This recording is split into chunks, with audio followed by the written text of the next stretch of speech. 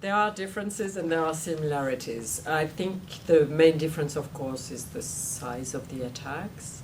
On 9/11, almost 3,000 people were killed in the US, and on January 7th, 8th, and 9th, 17 people were killed,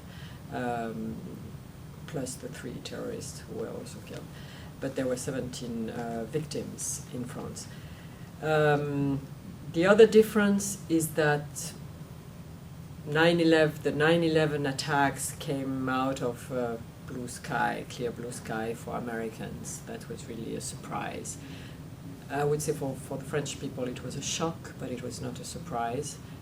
We were already familiar with the terrorist threat. We knew it was there. We had already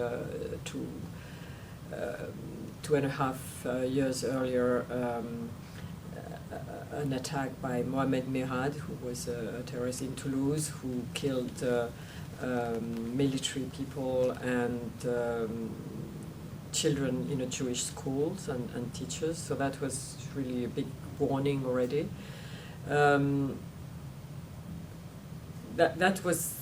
So in that sense, it was not a surprise, but it was a big shock, and I would say in the reaction of the people, you could compare it maybe to 9/11. Not that the reactions were similar, but the extent of the reaction, the shock of the population, and the awareness that this is a watershed moment and that we have to react.